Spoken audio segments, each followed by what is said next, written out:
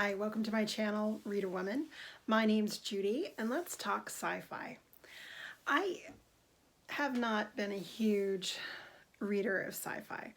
And in fact, as a young reader, outside of like A Wrinkle in Time, which I would consider sci-fi, I really stuck more to historical novels, and yeah, more historical novels than anything.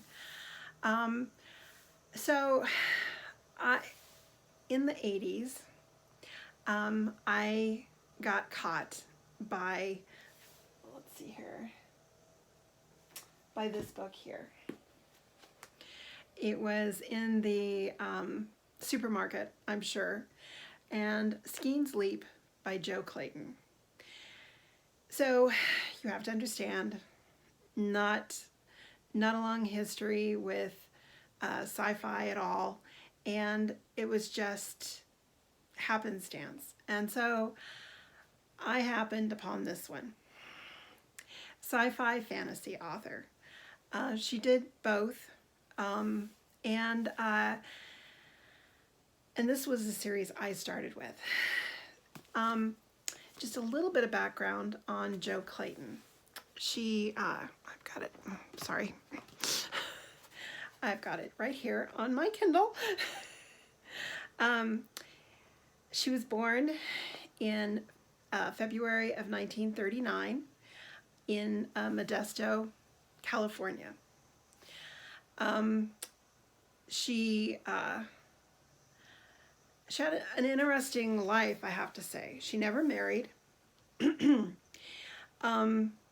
She had two sisters that she was raised on a farm in Modesto with. And the Wikipedia says that the parents made sure that all three girls went to college. Jo Clayton graduated from USC in 1963, Summa Cum Laude.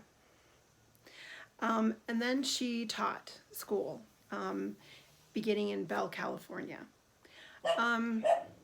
So I find it interesting. She's Californian and, you know, obviously very creative. She had a religious conversion in 1969, and she moved to New Orleans to join a nunnery there, the Sisters of Mount Carmel, a Roman Catholic order of instructors. She lasted for right around 3 years, but just as she was ready to take her vows, she left.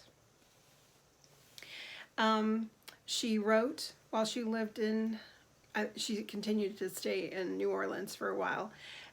She wrote, and she also was an artist. She painted. I've seen some of her paintings.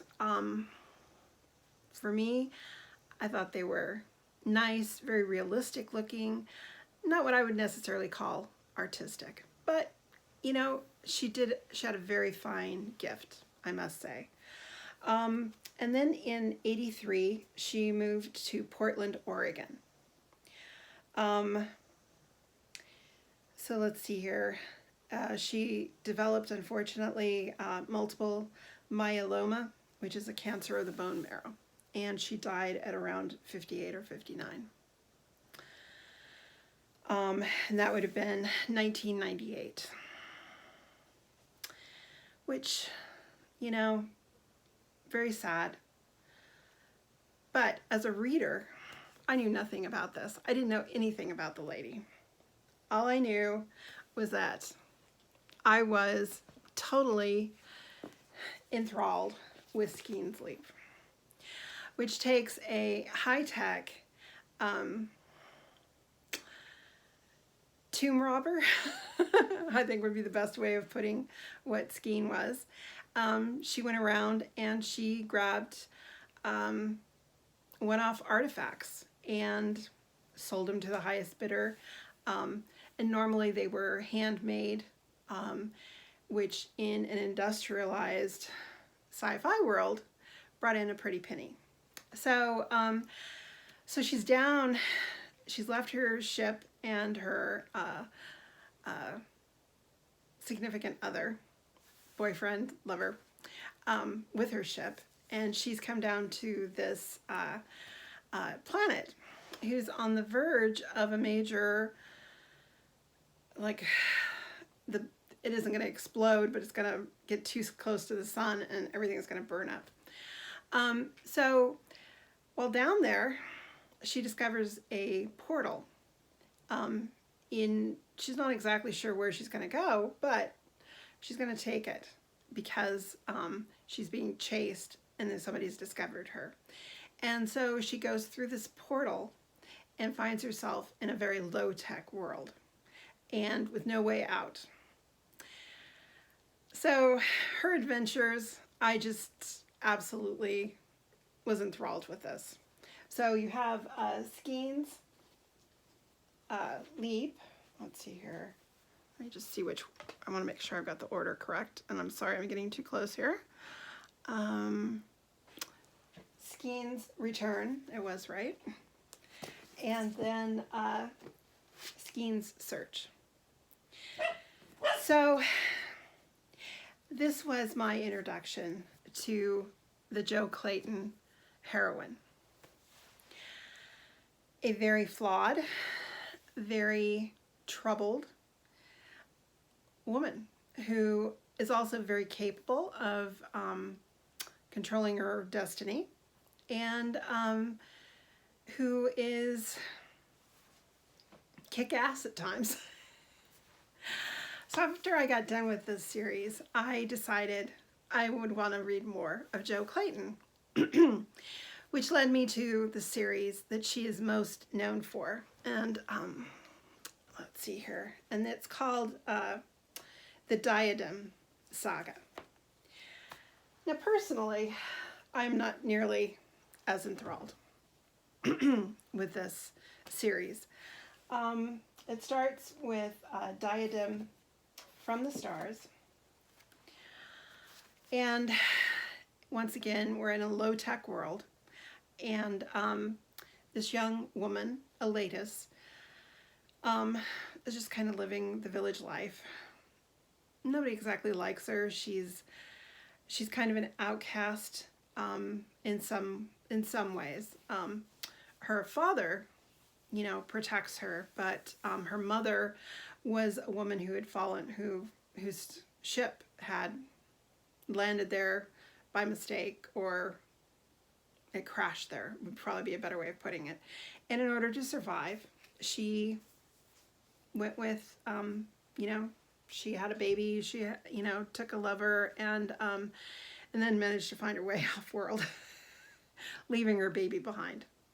So you have this young woman who is on the cusp of something. We're not quite sure. And so she finds herself pregnant, and she works, and also she finds this artifact, a diadem, a crown basically. And without knowing what it's all about, she puts it on her head, and it sinks into her skull. Come to find out, it's inhabited by 3 beings, 1 male, 2 female, and she has to sort of share her body with these characters. And like I said, not exactly my most favorite of the series, but quite good, quite good. And there's a lot of them. So you have Lamarcos, Ursid, Maeve, Star Hunters, the Nowhere Hunt, Ghost Hunter, the Snares of Ibex, and then you have, oh, what's that? I can't read it there. Quester's Endgame, where she actually finds her mother. Along the way, the beings in the diadem, 2 of them, she finds out once, just because she's in a situation, she finds out that she can shift the being from the diadem into a newly dead body. So, I mean, a very fresh, dead person who then wakens with the consciousness of the diadem being. And she, I thought she did a fun job on that. She wrote Shadow of the War Master, which is about that being, the male being who went into another person's body who had recently died. And so this is kind of a look at his life. And he definitely finds himself in a high-tech world with his own spaceship. And but this is a really nice standalone novel that has connections to the Diadem, as well as A Bait of Dreams. Because you have to remember, Elatus, when she leaves her planet, is pregnant. And with all of her travels and travails, she loses her son. And this is a book about her son, who never forgives, who knows who his mother is, but never forgives her for leaving him. And he was also fed lies by another person. And so anyways, it's a kind of a bittersweet tale about the son that she lost. So, and I have to say that's one thing I like about Clayton. She doesn't forget her characters. And so Elatus shows up in various streams down the road of her stories. So anyways, that is the first one. And then the other person that she, let's see here, that she lets out of her diadem is Shadow. And Shadow is a musician. And while they're in the snares of Ibex, they come across this young indigenous woman who is trying to kill Elatus. And so various story things, but the young woman ends up being killed, and Shadow insists that Elatus put her, her spirit into the body, which Elatus does rather reluctantly. And so suddenly this very old spirit is in the body of like a 14-year-old. And so you have the, let's see here, you continue with the Shadow story with Shadow play. And like Skeen, I really enjoy her novels, and she shows up in quite a few of them. It starts off where she is kidnapped. In the high-tech world, a 14, 15-year-old is just seen as rather gullible and expendable. So she, along with, let's see here, Rohant, who is you can't see him too well there, but he is formed like a lion, except in human things, but he's got a covering of fur and so forth. And then Kikan, who is an actual god. And they are placed on this island by a very evil man who is creating this snuff movie for connoisseurs, except it's a snuff movie not of just one person, but of a whole planet. And so they are the catalyst. The three of them are the catalyst that he's putting on that planet to make it explode. And so you have them, you have Shadow Kill, and then Shadow Spear. Basically, they get themselves off that planet and go and hunt down this bad man. And they plan to make sure he never makes another movie again. And then Shadow actually continues on after this particular series. I think that she's a character whom Jo Clayton particularly enjoys working with. But these were written later. Let's see here. She started off the Diadem in the late 70s and finished it up in 86. The Shadow play was 1990 to 91. And then another trilogy, which is Fire in the Sky, The Burning Ground, and Crystal Heat, were in the mid-90s, 95 to 96.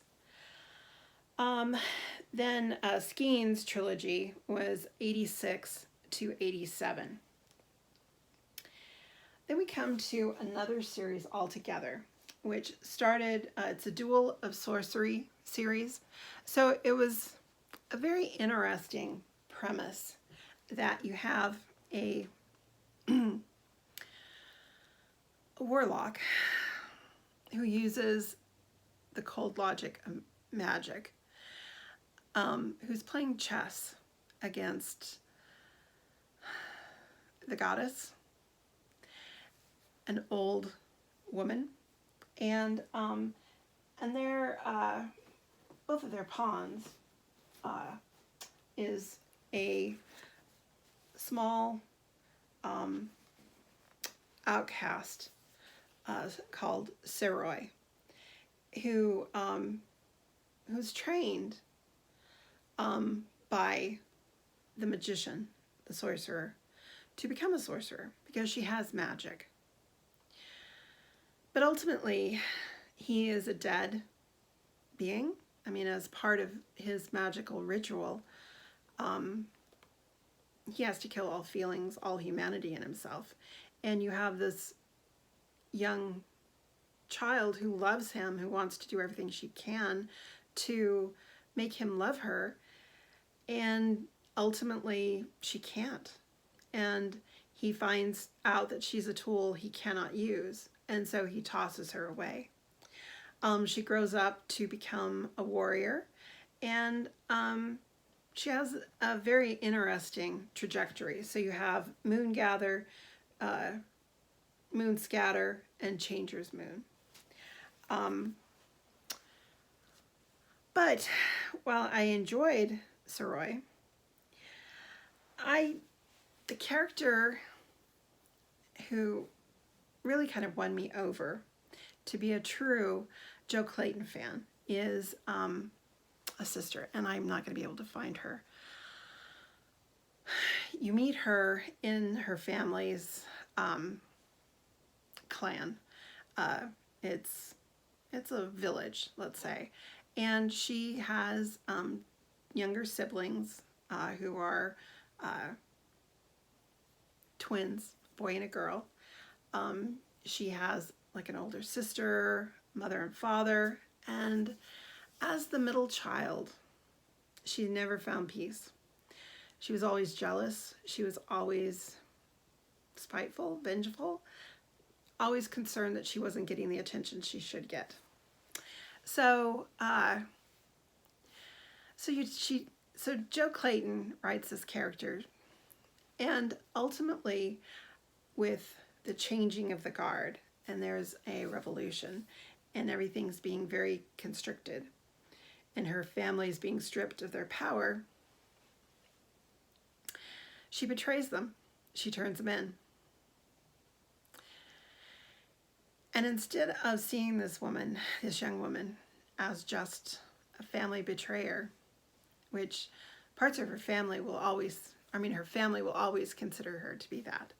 But Jo Clayton lets us see that even this woman who betrayed her own family is capable of redemption. So I think there has to be some connection with her conversion to Catholicism, her desire to be a nun. And so, yeah, another series that follows on, and then probably the last series I'll talk about is Drinker of Souls, which is another great series. You have a young girl, Bran, who's probably, I can't remember if she's 12 or 14, somewhere in there. And she lives in a remote village that pottery and poetry, everybody's very creative. And she's concerned, she's not sure where her creativity is going to be. And so one afternoon, she kind of climbs away from the village and to kind of contemplate what she wants to do. And she goes to sleep. And when she wakes, a volcano has erupted due to a goddess, and destroys her family, kills her family and destroys their village. At the same time that this huge disruption happens, there's two beings from another planet who were playing and found themselves sucked in here. And so you have Bran, who's a child, and they change her into an adult. And she has to kill people in order to feed these two beings, which sounds pretty gruesome. But it's actually probably my second favorite series. Yeah, it's just a great series. And Jo Clayton, and I've read and reread her novels. I would say she probably focuses more on fantasy rather than sci-fi, but yeah, it's an interesting, strange world with great characters. And then, in conclusion, the reason I wanted to talk about her is that I'm sure she's going to be one of these sci-fi authors that are never republished. As the mass market paperbacks get destroyed, fall apart, there are going to be no new ones. But I think as a woman author in, at the time, a predominantly male subgenre, I hope she's remembered in more hearts than my own. So anyways, wanted to bring you up to date on Jo Clayton, and hope you're having a great night, and we'll talk books again soon. Bye.